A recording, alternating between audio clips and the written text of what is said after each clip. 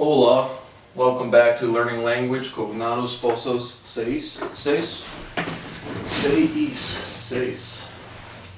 Same thing as the last similar ones in all this series. Again, just going through why and how and when some of these words got differentiated in the Spanish language. Again, I disagree with the categorization, Cognados Falsos. You just don't see when the context changes. And everybody, like me, like I said, there's a lot of Spanish and English speakers. Life is very short. These are all translations from ancient people. Or just, again, societies older than anybody living.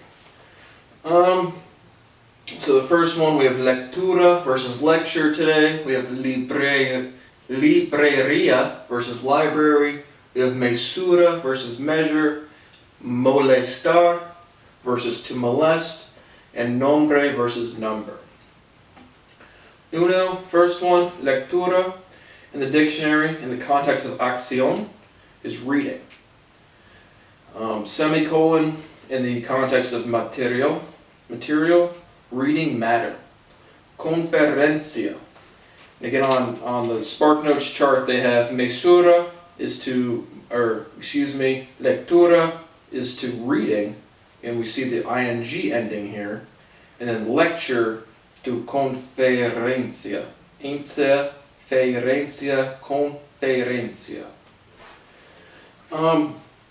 Lectura in the context of action, reading, material, reading matter. Conferencia in the context of discurso, discussion, lecture. Semicolon in the context of reunión, conference. Lecture goes in the context of presentation, conferencia, right? Comma, disertación. Conferencia, conference, disertación. When do you guys give a dissertation? At school, at education. Semicolon, and then also had sermón, sermon, plus two other definitions and phrases. Reading went to lectura, semicolon, in the context of interpretation, interpretación. So just right up that, again, agree with the definitions, agree with the language. Not sure how logic flipped lecturing and reading. Right? In English, very clearly, lecturing is speaking, is preaching, is talking, is teaching, is authority, and reading is processing. Reading is, again, I'm rederiving and also just reading my notes. Lecturing is teaching, reading is listening or processing. So English, very clear differentiation between speaking, lecturing, teaching somebody else, or processing information, listening, whatever. I had sermons precede lecturing, right? And in ancient times, you literally got up on a hill or at an auditorium in Greece, and you literally just started speaking. Like that.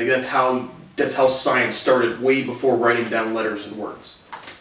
So, again, English conference is more general than lecture. You can give a lecture at a conference. A conference can be a lot of other things than a lecture.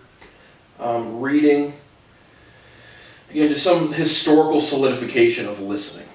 Someone's lecturing, lectura. So again, I don't know where this one comes from. Number two, número dos. Libreria versus library. Do I think lectura versus lecture is a cognate? Yes, sound cognate, similar, letter cognate, structure same. Libreria, disculpe-me, bookstore, and no semicolon. Biblioteca goes to library, semicolon. In the context of estante, goes to bookcase. And again, I just have clearly a Bible expansion, right? The book is the Bible. The Bible was not, it was a series of letters of people reacting to a really smart guy in ancient times. These are all translations. All of this stuff is translations. Where was I? Library goes to biblioteca, no semicolon. And again, semicolon is the end of a definition, a solidified association of words. Open semicolon demonstrates context is still ongoing. There are no closed systems. All systems are open. There are no enclosed system. Bonjour. Bookstore has no direct translation, but it did have like hyphen, again, a phrase, hyphen, store, as the 10th definition with a phrase. But if I were to translate bookstore literally, libro, book, sí. Tienda, bookshop is what I would say. Tienda, more literally to shop, store and shop to English. Not really. Shop could be a verb in English. Shop, store, storing as a verb would be saving, shopping would be spending. So some differentiation with shop and store in the English language. But libreria, libre strikes me as an extension of libre, which is free. Again, in any time in history, people restrict education, restrict reading, restrict knowledge. So libreria, to me, again, as a slang semantic translation, strikes me as libre, free, ria. There was no immediate translations for ria, but to me it strikes me as free to read. Education. Education is suppressed throughout history. Bible is a written record or historical sermons book. Preaching came before writing by a lot. Book goes to libro, store in the dictionary, English store to Spanish. In the context of shop goes to tienda, also to almacén. Again, I think it's a soft C. Like when I did the colors, like fucsia, that was a hard C. Almacén. Typically in Spanish I have a soft C, just readily available. Shop in English goes to the context of store in parentheses. Anytime I say in context, I mean there's literally in the dictionary, you look up a word, there's another word in parentheses, and then the definition. Tienda. So again, I would say libre tienda. Libro tienda. Bookshop. Tienda in Spanish to English in the context of de venta. Did not look up venta, goes to store. Shop versus store, what's the difference? Already talked about that. Make sure I'm still rolling, 3 more. Tres más, I skipped, just on accident, mayor. It's on this sheet, no reason, just accidentally skipped it. So I'll do that on a different one, or maybe never. But next one, mesura versus measure. Mesura goes to moderation, no semicolon. And on here they have mesura goes to moderation and measure goes to medida. Medida, in the context of dictionary, goes context of dimension, measure. Semicolon, acto de medir, measurement. Measure, English to Spanish, directly says the context of dimension, medida. Semicolon, criterion, criterio, criterion. Moderation goes to moderación, comma, mesura, no semicolon. So I just have, the first thought I had was, how does measurement relate to middle? Well, we clearly articulated, this guy right here has articulated why even numbers don't have a definitive middle point. Odd numbers do. Dimension, having context of dimension is very interesting to me. Immediately, medida strikes me as medio, middle. So I looked up middle, it says average, medio, mediano.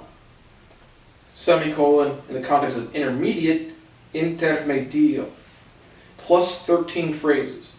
And just as a slang contextual translation, this medida immediately strikes me as middle. Because then you see the context of dimension. If you look up dimension, it goes to dimension with no semicolon. And so clearly, again, dimensionality. How does moderation relate to middle and measurement? That's the word that really throws me on this one, in terms of like, where does it come from? If I just said moderation in English, you would think like average, don't overdo it, moderation, everything's good in moderation. How does moderation get associated with measure and middle? Genuinely not sure about that. Next one, molestar versus to molest. Molestar goes to bother, to pester. Semicolon, then has the phrase no te molestes, goes to don't bother. Abusar sexualmente. Again, the X, the X really throws any terms of sound cognate in all of these. And I have M, I'm not sure. That's me, my translation. Abusing sexually. Abusar, abusing. Sexualmente, sexually. Molesting, not just, again, not to molest, but molesting is not in the dictionary. Molest goes to abusar sexualmente de. And there was no semicolon. Annoy goes to fastidiar, comma contrariar, contrariar, with no semicolon. Bother goes to molestar, comma fastidiar, semicolon. Molest is to touch. Touch is a very idiomatic in English, right? Any contact is a point of touching. Molesting in English, you could say molesting as touching, as bothering, as annoying. You probably wouldn't say it as annoying, but to touch, to disturb, you might say it there. But clearly very emotional or very specific in English. So I have molestar en español es menos específico que inglés. Molesting in Spanish is less specific than in English. Molest is a touch. The touch is very idiomatic, right? Young Scooter, I can get you touched. Is he going to molest you? Nah, he might send some shooters. So I can get you touched. Touching, molesting to touching. Touching is very broad in English. Touch is any contact. Molest is more specific, but can be used for disturbed. Fastidiar goes to irk. I-R-K. And then looking up irk goes to fastidar. D-R, excuse me. There's a cognate that looks like fasting to me. Again, I don't know where the donde es fastidiar de, or where's fastidar from. You know what I'm saying? Molestar, I already said that. Think we sure I'm still rolling? One more. Last one. No primero. Not first. I don't know what last is in Espanol. Nombre. Nombre versus number. Does that, molestar or molest, that strikes me as a cognate. Mesura, measure, strikes me as a cognate. Molestar, clearly cognate. Mesura still might not strike me as measure, sound-wise. Libreria, that would strike me as a cognate. Nombre versus number. There's no número o nombre, claro, a mí. Pero nombre goes to name, número goes to the context of digito, digito. I think so. Again, I think J goes to H. Digito is what I want to say. Digito. I think that's. I don't know why that throws me. I wrote it down though. But it goes to number, and also had a different definition. It en espectáculo. Culo is like kind of like slang for ass. Espectáculo. In an spectacular act. Number, there was a couple of definitions, didn't write them down, they weren't the same context. Number goes to numero, plus 4 phrases. Name goes to nombre, plus 10 phrases. This is where it got interesting. On this sheet here, we say nombre, noun.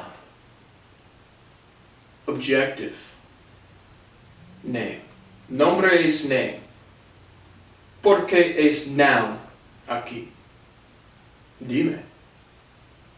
You're fucking wrong. Whatever the fuck you just said, you're wrong.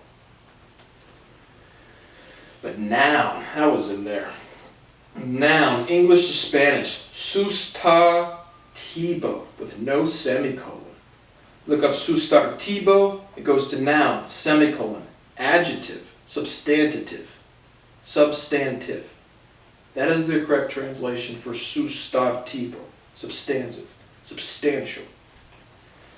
All right, English. Make a name for yourself. I'm not just a number. Generality to specificity. Populace to celebrity. Bunch of apes to someone who helps the community. Make a name for yourself. That's the real differentiation they're saying is don't be one of the group. Very interesting they have noun in here. In nombre, número, nombre, name, número, number, claro. But noun. Why the fuck do we say noun sustantivo? You don't say. Disgustar. displeasuring. Disgustar. No. Que sustartivo de. Past participle. Well, what verb family is that from? Nouns or adjectives. All names are nouns, not all nouns are names. So, some more translations. Hope you learned something. Hope you're practicing your speech. Again, remember, the first thing you need to do when learning a new language is make sure you can read the letters to the sounds. Like literally practice the alphabet a bunch. It'll take you 10, 15, 20 times. And then learning language becomes so much easier. Because if you don't do that, you will literally, naturally, instinctually, primitively revert back to your own vowel structure. Right? So, hope you learned something. Cognados Falsos, Seis. Seis. 6. Thanks for watching. Hope you learned something.